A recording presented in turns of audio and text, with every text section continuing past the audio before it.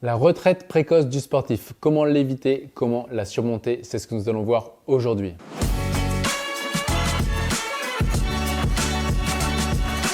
Bonjour, ici Pierre, fondateur de l'Académie de l'Haute Performance. On accompagne des sportifs, entrepreneurs et performeurs à être confiants, sereins dans le milieu compétitif et éliminer la peur d'échouer. Je suis également l'auteur de plusieurs ouvrages que vous pouvez retrouver dans la description. Et enfin, avant d'aller plus loin, vous pouvez bénéficier d'un entretien offert avec un membre de mon équipe. Donc là, aujourd'hui, c'est Morgan qui nous a posé la question de comment éviter et surmonter la retraite précoce du sportif. On va traiter ça en deux temps. Donc la première étape, c'est vraiment comment l'éviter et ensuite comment la surmonter. Donc déjà, quand j'entends précoce, j'ai envie de dire précoce par rapport à qui, par rapport à quoi, c'est quoi la définition du précoce?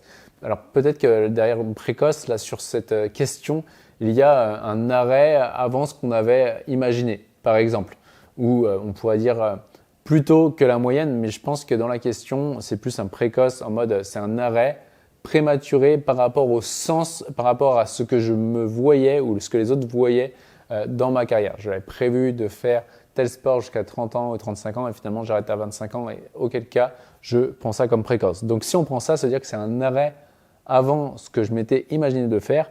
Et donc ça, comment l'éviter? Très souvent, ce qu'on peut voir, c'est qu'il y a eu très probablement une blessure, très probablement un choc ou un épuisement qui soit physique ou mental qui nous a fait arrêter. Ok, moi quand je vois ça, c'est juste qu'à un moment donné, on ne s'est pas écouté, le sport n'était plus bon pour nous sous cette forme-là et donc inconsciemment, il y a eu un truc qui a fait qu'on s'est bloqué pour pouvoir passer à autre chose et aller mieux tout simplement. Si on peut interroger les sportifs qui ont eu cette retraite qu'ils ont perçue comme précoce, souvent sur un arrêt, une blessure et tout, et si on les arrête et on leur regarde tous les bénéfices qu'il y a eu pour eux, très souvent derrière ils vont dire ouais en fait là j'en avais marre, il fallait que je m'arrête, je voulais souffler et du coup la blessure m'a permis de passer à autre chose.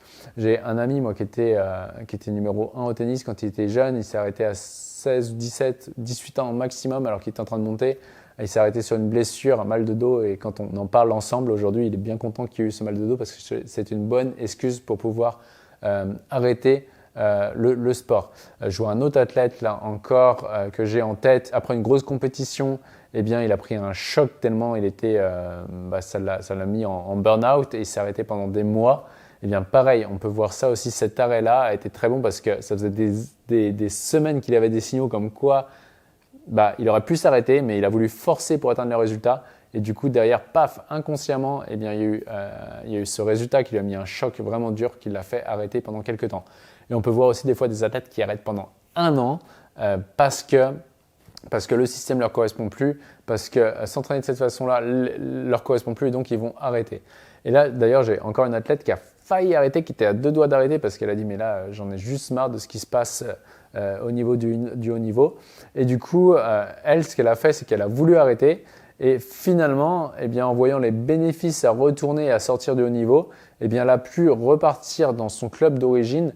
Et grâce à ça, elle est en train de refaire des performances en ce moment et va peut-être revenir à haut niveau. Mais elle aurait pu être en retraite précocement si elle avait continué comme ça. Donc, comment l'éviter? La première chose, c'est simplement être capable de s'arrêter, de dire stop quand on voit qu'on est en train de plus se respecter. Si aujourd'hui vous êtes sportif et vous sentez il faut que je m'entraîne plus, je dois m'entraîner plus, que vont dire les autres si je m'arrête et vous sentez que ça commence à forcer, ça commence à être dur, là, il est très probable qu'il est temps de s'arrêter, de souffler ou de revoir la façon de s'entraîner par rapport à avant. Et peut-être au lieu de passer à 2 entraînements par jour, passer à 1 entraînement par jour, au lieu de passer à 6 jours d'entraînement par semaine, passer à 5.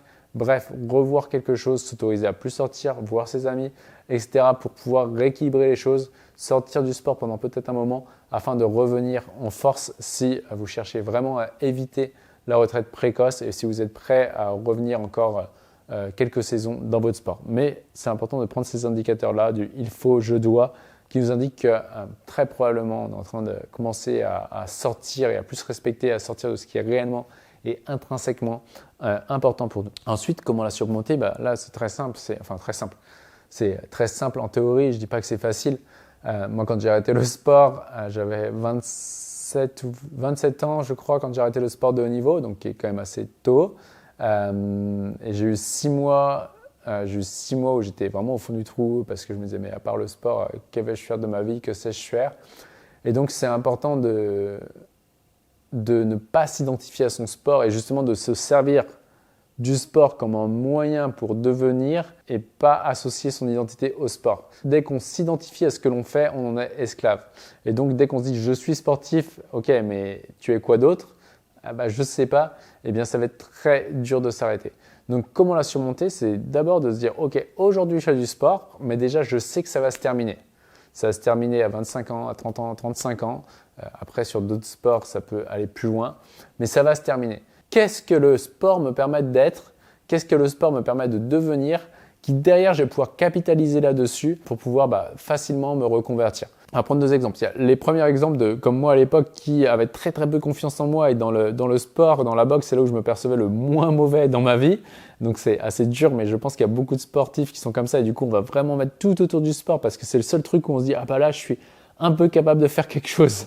Du coup, on polarise là-dessus, mais non, il y a plein d'autres talents en fait, et là c'est important de développer sa confiance en soi. Là, en ce moment, je travaille avec justement un athlète de haut niveau, au niveau international, qui derrière a du mal à subvenir à ses besoins, etc. Et là, ce que je vois en fait, on vient juste de commencer, mais ce qui va se passer, c'est qu'il va prendre confiance petit à petit en ses capacités, et le sport ensuite va devenir qu'un moyen pour devenir. Mais derrière, il aura un champ des possibles qui sera immense sur d'autres choses qu'il peut faire à côté.